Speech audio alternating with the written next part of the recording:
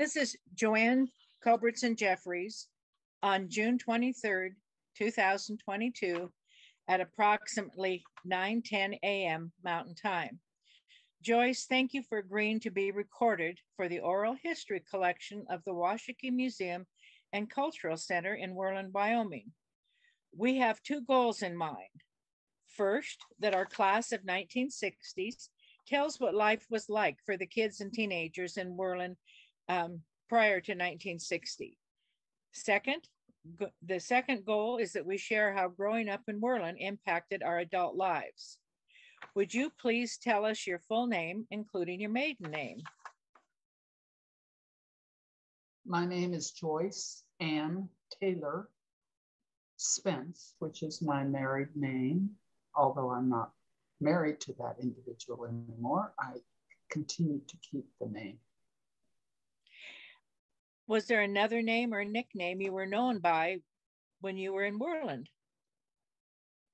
No, not really. Some people sometimes would call me Joyful, Joy, but it was always Joyce. And I happened to be named after my grandfather, whose name was spelled Joice,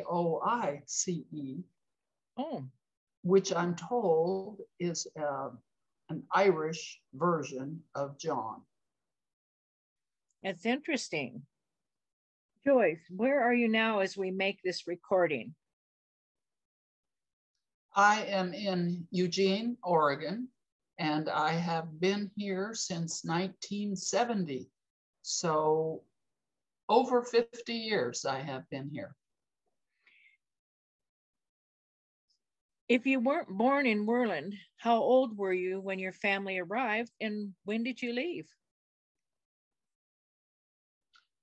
I came to Worland in the middle of our 10th grade as a sophomore, and I had come from Brownsville, Texas, when I moved to Worland.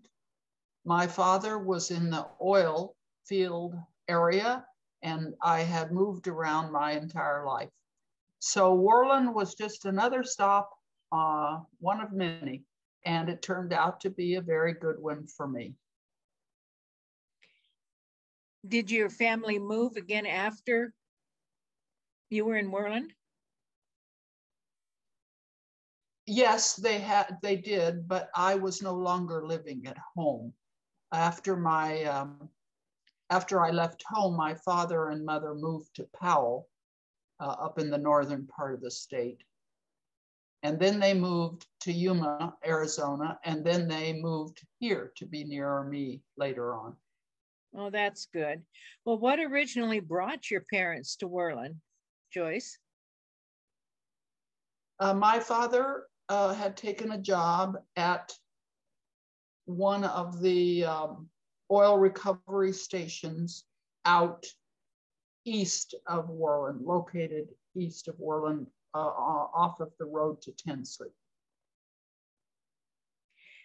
Had he been in the same business for years? Yes, my father started out in the 40s in seismograph, which is exploration, and was in that through the 50s. And then we lived in Midwest Wyoming, which is a company town over on the other side of the Bighorns for a few years, and then moved to Texas, and then back up to Worland. So he had been in the oil business, as he said, pretty much his whole life. Well, when you did move to Worland, did you live right in the town itself, or did you live outside of town and city limits? We lived in the town. We rented a house for a few months, and then we bought a house. They bought a house a few blocks down from the high school on Culbertson Avenue. I remember, I believe it was Schwagert's. Now that you say that, I don't know why that sticks in my mind. As you think about Worland, do you remember any of the sights and the sounds like in the neighborhood or like around Main Street, etc.? Well, I remember Worland as being a thriving little town. Having come from Brownsville, Texas, it was quite different, but there were a couple of nice clothing stores. There were lots of bars, just like all over Wyoming, and lots of busy things happening on Main Street. I thought it was a sweet little town, actually. Did you like the surrounding areas, such as the mountains or the Badlands? Did you go out in the country much? Well, remember, I had just come from Brownsville with palm trees. And before that, I had lived over in Midwest. And if you've ever been over there, you know that that is sagebrush and oil derricks. So, you know, my view about the landscape is generally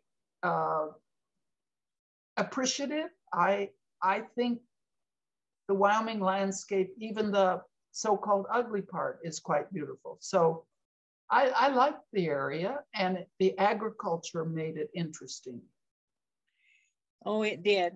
Now, Joyce, you've chosen just to share a few topics with us, and we'll talk about mainly your high school years, since you did not spend the early years with us. What do you remember most about the high school and that would have been, like you said, when you came in your junior year, I believe, through your senior year? Well, of course, I spoke Spanish already, having lived in Texas. So I took Spanish, and I thought that the class was kind of behind. So I was a little critical about that. I remember taking geometry with Mr. Kinlan.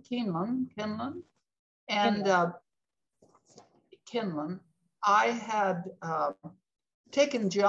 was taking geometry in Brownsville, and the teacher down there made us write all the proofs out in ink. And that was designed to make sure that we thought through what we were writing. So when I told Mr. Kinlan that I was supposed to write it in ink, he was quite surprised and told me that that wasn't necessary. And I thought that was kind of lax, actually. But anyway, you know, back in those days, when you're that age, you know everything, and I knew everything. So I was a little critical. But I thought my main overriding impression was how friendly everybody was. All the kids were, and I really appreciated that, because I've been in lots of schools, and I would say, having sampled more than a few, that the general approach to the new kid is not necessarily one of friendliness. So I was very appreciative that the kids in Worland High School were actually quite friendly, and I was very appreciative. Well, that's quite a compliment to Worland. Well, I thought we had two wonderful English teachers, Mrs. White and Miss Stuka. And I remember specifically in a class with Miss Stuka having a conversation about condensed books. Now, my family was not very intellectual for all sorts of reasons, but my mother had subscribed to the Reader's Digest condensed books for years. And that was all I read, and started reading very young. And I read all of them all through the years. So I was quite a fan. But Miss Stuka made it absolutely clear that this was a very poor excuse for literature. And I remember Grant was in that class, and he was a bit of a teacher's pet. And so he took up her position also. So we had quite a discussion. But of course, later on as an adult, I totally appreciate her point of view, because she's absolutely correct.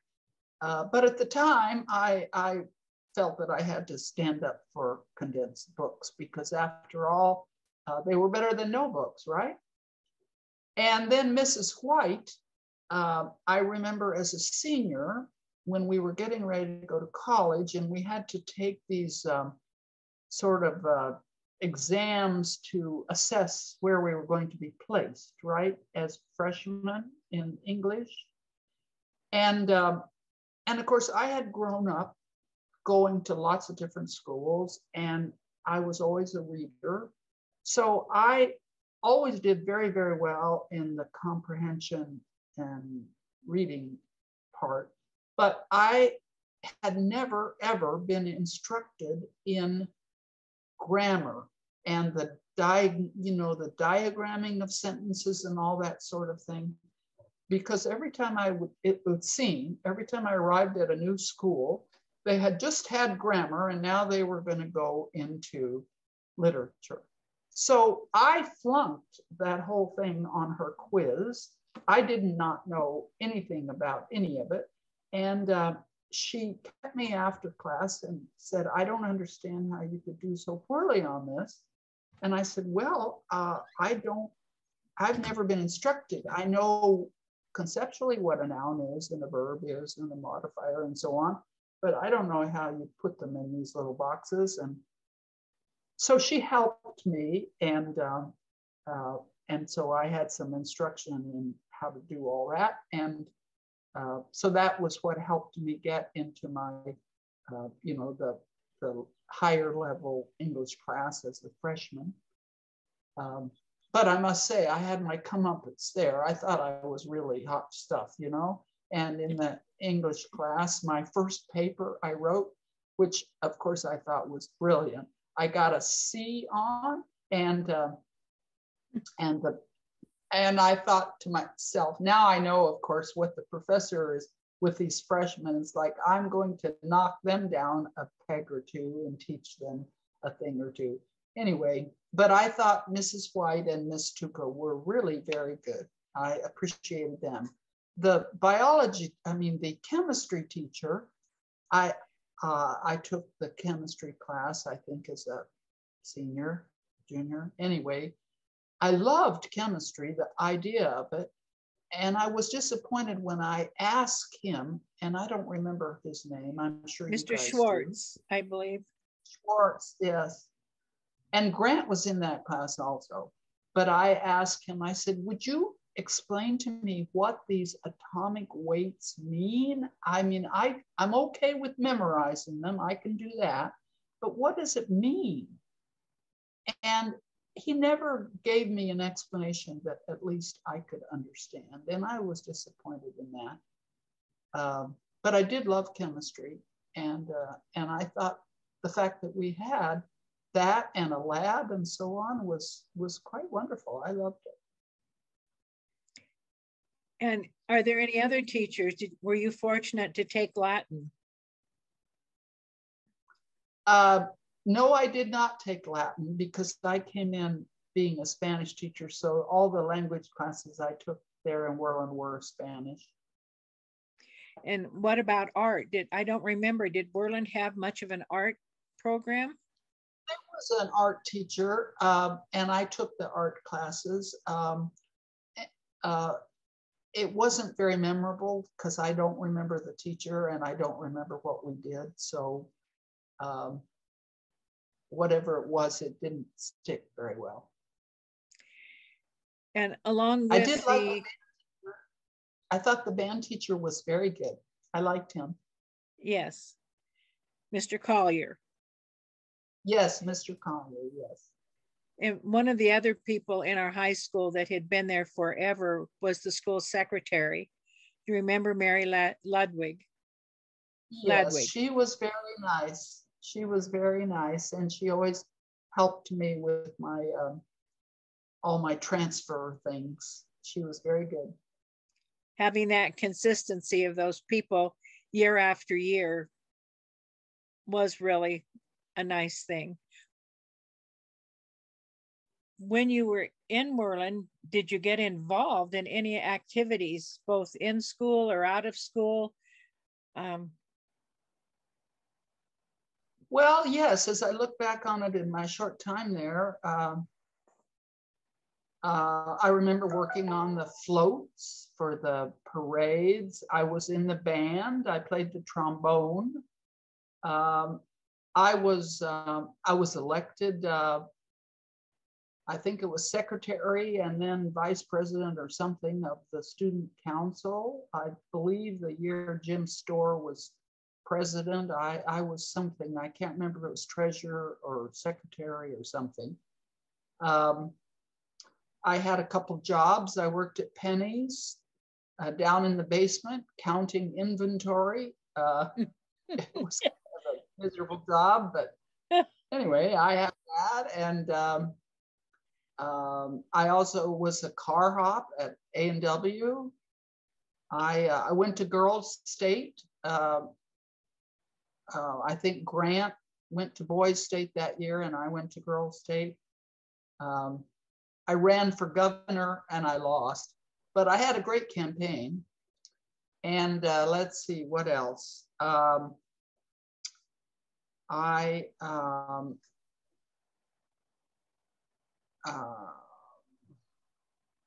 had a little business doing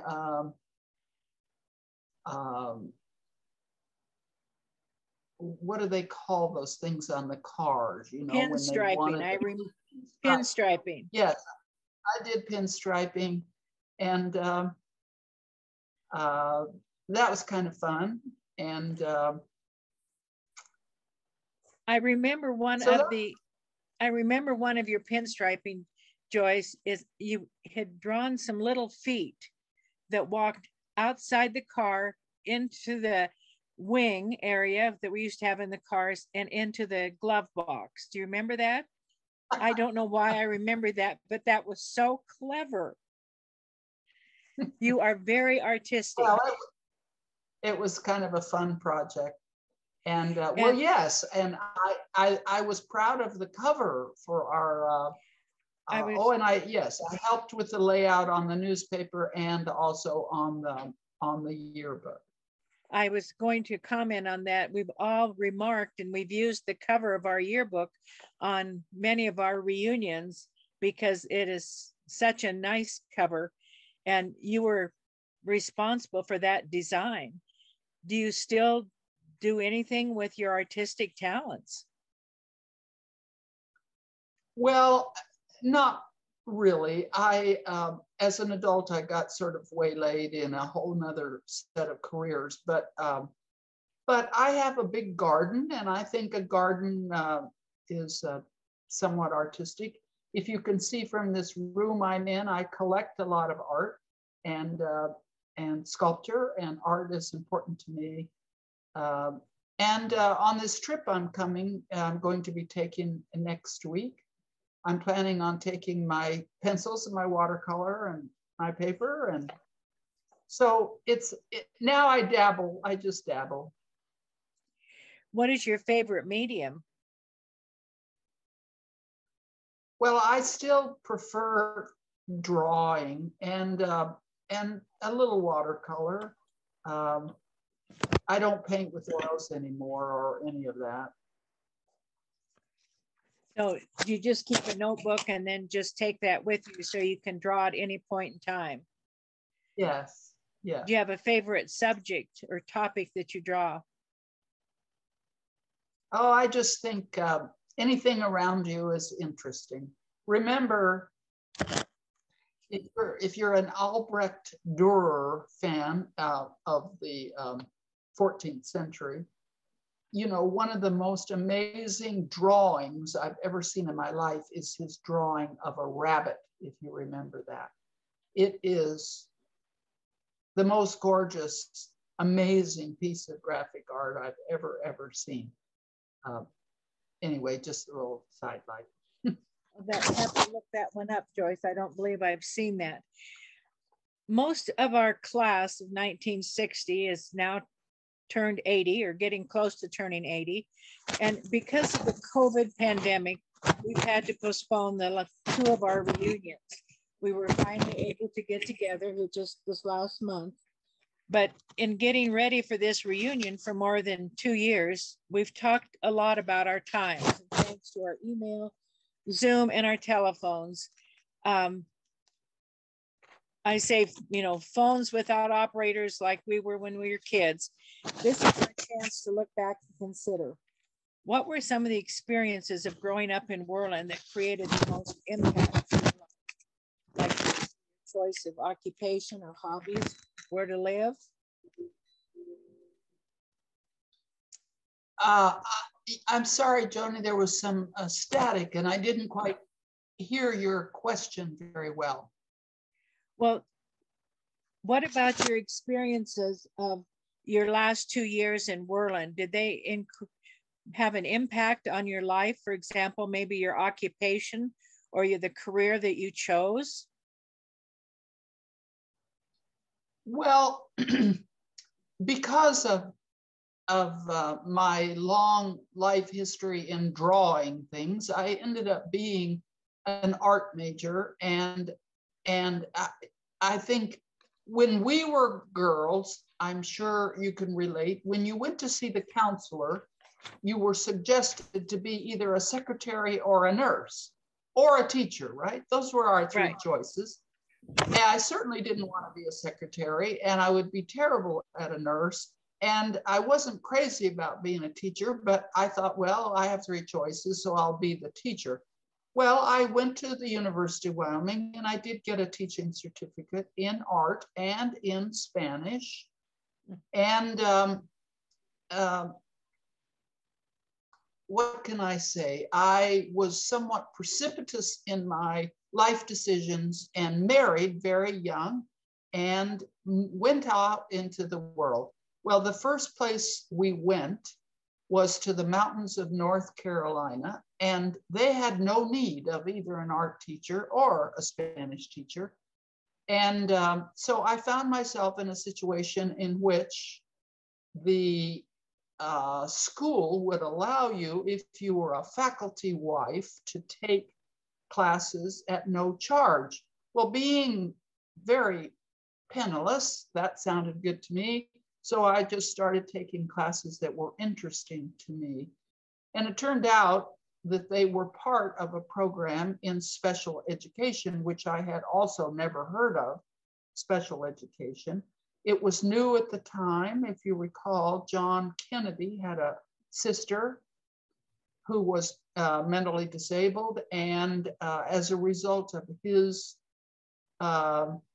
pressures, there was a movement made to train teachers to work with handicapped children. So that was the birth of special education. And so I continued taking classes, and as what happens when you keep taking classes, pretty soon they give you a degree, and then they want you to do this and they want you to do that. And anyway, that's how I ended up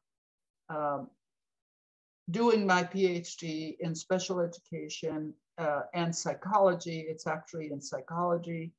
And my specialty was behavior disordered children, which of course now has another whole category, and all of that old stuff from back in the old days is all sort of relabeled. But that's how I got off of the being an artist track. Well, did you stay in the world of special education until you retired, or did you vary from that area? Well, I came to the University of Oregon to teach here at the university. I had a joint appointment in psychology and special ed. And I did that for a few years, and I became quite frustrated with the department and academia in general. And so I started a nonprofit agency, a treatment agency for children and families, emotionally disturbed, behavior disordered children and their families. And which I might say is still going strong. Actually, it's done very, very well. At any rate, at some point when I got into my 40s, I decided that I really was very, very frustrated with the politics involved with dealing with state agencies and funding, and generally was kind of burned out and needed to figure out a way to provide for my own retirement, because the nonprofit sector is not really very well paid. So I changed careers and I went into finance. And so I spent the next 27 years designing and managing investment portfolios for individuals. Did you work independently or with a large corporation? No, I started with Smith Barney, which doesn't exist anymore. And Smith Barney over the years went through several iterations and is now Morgan Stanley. But I started late. I was over 40 when I started. So by the time you build the business, it is difficult to go out independently. And if I had made different decisions earlier and started younger and so on, but you know how it is, you don't, you make the decisions that seems like the right one at the time, right? So yes. At any rate, the answer is no. I continued with the large firm throughout my years and retired at 69. You have had quite a diverse life, Joyce, you know, from, like you say, going from foreign languages and then going into special ed and psychology and then into finance. And through all those years, is there any particular memory that stands out the most with you? Well, I think Worland certainly played a big part in that, in terms of helping me develop confidence. I also think, and I would just say this in a most general way, that while I see parents oftentimes not wanting to subject their children to the trauma of moving, as I did, and I must say I wasn't always delighted to be moving, but if there's any sunshine in that whole thing, I think the moving over the years taught me a certain level of resilience that I think stood me in good stead as an adult. That in fact, this too shall pass and I can overcome this. And I think that sense of resilience, for want of a better word, is helpful as you navigate the inevitable challenges of adulthood. You know, it's funny that you mentioned that, because when you did move to Worland, I remember meeting you and it was like you'd always been there. You had that ability to greet people and to make them feel welcome. And you were just always part of everything. I don't remember you not being there. And I think that's quite a compliment, because you were just one of those that became part of the whole group almost instantly. And with, you know, thinking of that, do you still keep in touch with the friends that you've made throughout all of your adventures? Have you had lifelong? Well, yes, I do, and I'm just been thrilled to be able to keep in contact with you all. Carol Woodhams was one of the first people who I became acquainted with in Worland. You know, I was very fond of Janice, Joan. I didn't know Kathy so well, although as I told her one time that she made a presentation in a class. It was maybe Miss Stuka or someone, I can't remember the class, but she made us a presentation on the technique of saute. how to saute something. And of course, growing up as I did in a family that came from Texas, in which everything was pretty much fried, I love the fact that there was this wonderful word for frying that I had never heard before. Did you go home and teach your mother a new word that she was actually sauteing? Oh, well, she probably wasn't too interested, but I thought it was a lovely word. And so that's what the main thing I remember about Kathy. And then, of course, Joni, what I remember about you is that we were talking about driving at one point. I don't know if you remember this. We were both learning to drive, and I said, gee, it's kind of hard to tell where you are on the right-hand side, and in your lane. And you told me, you said, well, you just line up the little ornament on the hood with the right hand of the lane. And I thought that was the most useful tip I had ever received. Well, bless your heart. I think I still do that, Joyce. I remember that. I thought, that is really useful. And I remember, when we lived in the dorm, Joni Culbertson was Miss Cordiality. You were there being cheerful, even when I hated it, Oh. I think one of the reasons I got married so young was I hated the whole social thing at the university, the whole, I pledged the sorority because everybody did. But I hated that, you have to go on these meet and greets with these creepy boys. And, anyway, I wasn't very successful as a co-ed. I think one of the most unique experiences we had in college, Joyce, was the fact that all freshman girls lived in Hoyt Hall, the same dorm. We had 9 o'clock hours on Monday through Thursday, and you got points for the first 5 minutes if you were late, and then 1 point for every minute after that.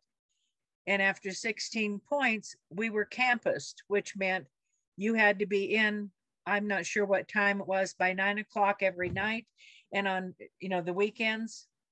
And you were just sort of like a little prisoner there. And after your third campus, you had to go before the Dean of Women, and she could determine if you would be allowed to stay in school or not. And the Hoyt Hall was such a wonderful place because everybody in it was freshmen. Do you remember that? And we knew everybody on campus, in our class. And I thought that was wonderful. And I know from what you said, you didn't enjoy that as much. Well, I was one of those that got campus because one night I stayed out very late. Anyway, those are fun things to think about. Old times.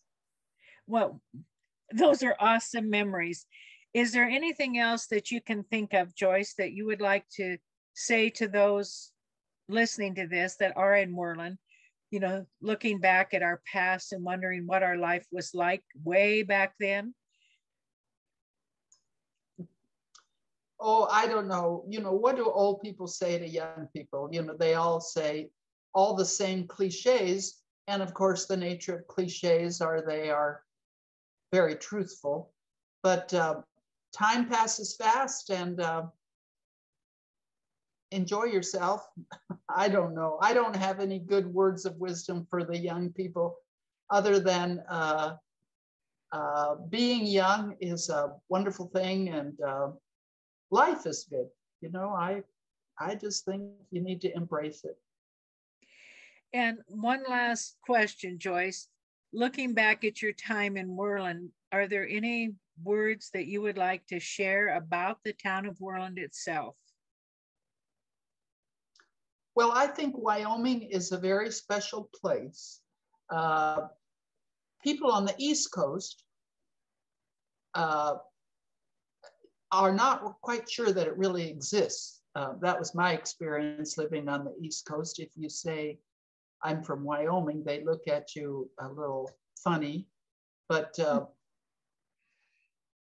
I think Wyoming is a very special place. A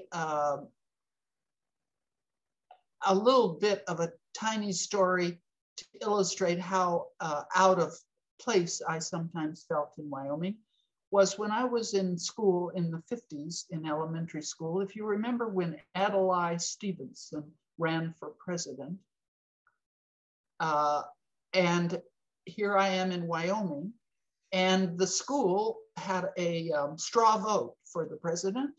There was one vote for Adlai Stevenson in the whole school, and that was mine. So the fact that Wyoming is as Republican as it is, I think is a unique sort of aspect of the state, and probably not inconsistent with its history either. So for whatever it's worth, I think Wyoming is quite unique.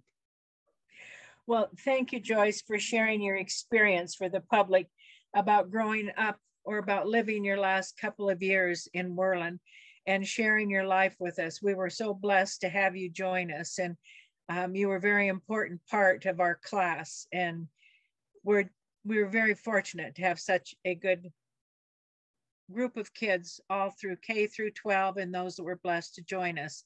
So thank you, Joyce. We appreciate it. Well, thank you. It was my privilege and my good fortune to end up there. Thanks again, Joni, and thanks for all you guys are doing.